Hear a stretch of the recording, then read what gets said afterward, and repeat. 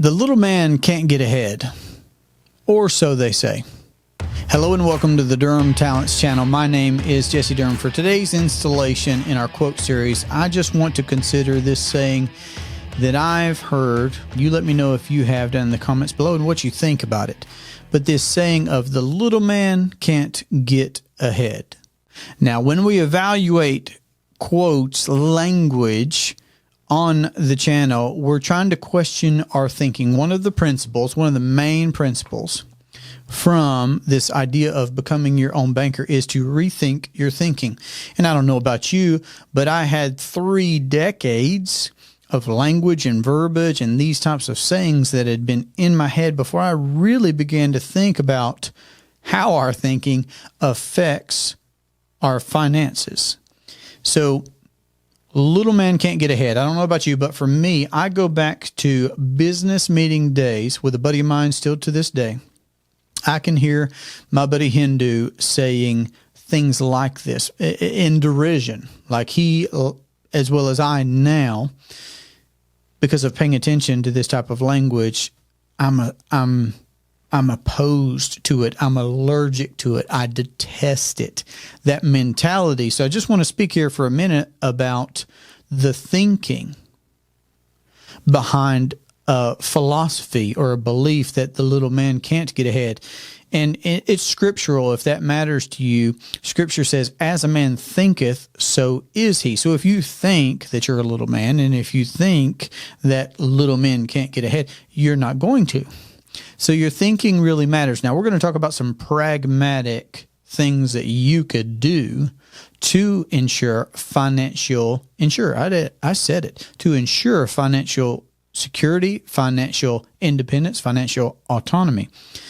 But I do believe that your thinking comes first. In fact, if you look at the first parts of this book, the Becoming Your Own Banker book, then you will see that Nelson is spending a lot of time talking about human conditions, the natural human tendency to feel like we've arrived and we know that, or we're already doing that, and the natural human tendency to spend all that you earn and not save anything, etc. Lots of those different things that it's completely within our control to adapt, to change, to question, to insert new inputs and get different results. So I'm just trying to encourage everybody listening to consider, as a man thinketh, so is he.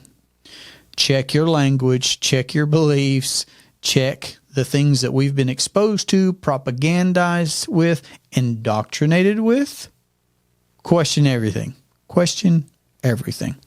Okay, that's my encouragement to you there. Rethink your thinking. It's one of Nash's key principles. Now, when it comes to the process of banking, someone owns that, someone controls that, someone profits over that process in your life and my life. I'm here to say that you can be your own banker, so you could own, control, operate, profit from the banking function in your life. Now, that leads us to a particular product. What I've done for going on a decade now is to procure for myself properly structured, I've bought these things, properly structured whole life insurance policies from mutual companies that pay dividends. Here's what I am certain of. The thinking that we already talked about, addressing human problems, etc. The process of banking. Most people don't understand what banking is. We're not taught what it is for sure. And then we therefore never consider that we could be our own bankers, that we could control and profit over the banking function in our lives. The product that I would use and have used over, again, going on a decade now, is these properly structured whole life policies from mutual insurance life companies that pay dividends. It's the ideal product. And I am certain that if folks would vet this concept of adding one step to what we're already doing conventionally, add one step. Consider that. Add one step. You don't have to change your cash flows, don't have to work any harder, don't have to assume any additional risk, and you don't have to lose control. But by adding one step of changing where you're doing your banking, who is the banker, etc., considering changing that one step, you can literally, as Nash points out, keep a third of the money that you're currently bleeding out in interest dollars alone. Okay, so again, the process of banking, it exists. Banking, it's just a function. You can control it. You can profit from it.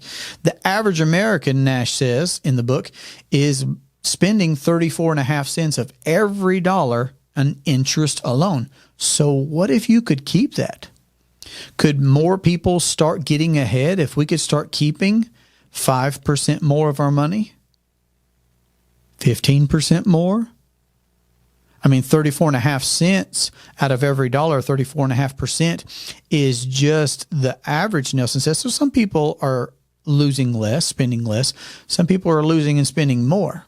I don't know where you fit in. Here's how you can figure that out for yourself. I was sitting down at lunch today with a great gentleman, had a great conversation about business and fatherhood and Bible, so many different things. And I just encouraged him, I hope he's listening, I just encouraged him to look at his expenditures this month, last month, pick a month. Look at the expenditures on everything that's going out the door. Figure out what percentage of that cash flow in business, in home, whatever, both, is going to interest that either is being paid or that could have been earned. Because again, everything's finance. Either we're going the credit route where we're using someone else's capital to finance the things that we're going to do in life, right? And we're paying them interest on their terms and conditions, fronting them collateral, etc. Or we're going to set aside the cash. So there's credit and there's cash. Cash is we forego using that capital until we amass the amount that we need, and then we liquidate it. It's gone, never to be used by us again. It's gone. We can no longer earn on that capital. And yes, we saved ourselves interest that we would have paid to someone else, but the timeline of what we could have earned while we were amassing that, and then the principal's liquidated, gone. The third C, the third way to finance, is compounding. You can experience a constant upward growth trend when you're your own banker. You can experience a constant upward growth trend, guaranteed, over your whole lifetime, and then use that private family banking system for financing the things that you want to do. So again, I was encouraging, I dare you to figure out how much you're paying in interest. Look at the mortgage, look at the car notes, look at your student loans, look at everything. Look at everything. How much are you paying this month in interest alone? And what if you could keep some of that? What if you could keep all of that? So can the little man get ahead? My answer is yes. Jesus did say the poor you will have with you always, right? It's choice. You could choose. I can choose. I think awareness is the first step. Prior to 2015, didn't even know. I was not aware. I had not had that red pill moment. I had not seen the matrix yet. I didn't know that I could be my own banker. But once I found out that I could, and I was aware of that, the ball was in my court. I could either pursue that or ignore it. My encouragement is that we question our thinking, that we address the human problems that we all have to confront. And we still have to confront these problems today. To question our thinking and then to implement this concept where we're using the right products, we're doing this process of banking for ourselves. In fact, we're infinite banking. Okay, we're becoming our own bankers so that we control, we profit. I hope that this has been helpful. If you have not yet seen my introductory presentation video to what infinite banking is, it's right at the top of my YouTube channel. It's on my website, durhamtalents.com. Go and watch that video for yourself. Vet this concept of what it could look like for you to become your own banker. This has been a great pleasure for me. I hope you have a great day. Live and leave a lasting legacy. Take care. Testing, testing, 1, 2, 3. Testing, testing, 1, 2, 3. Testing, 1, 2, 3. Testing, testing, 1, 2, 3. Testing, testing. Can I see? That's not even plugged in. Is that in focus? I guess that's in focus. I don't know.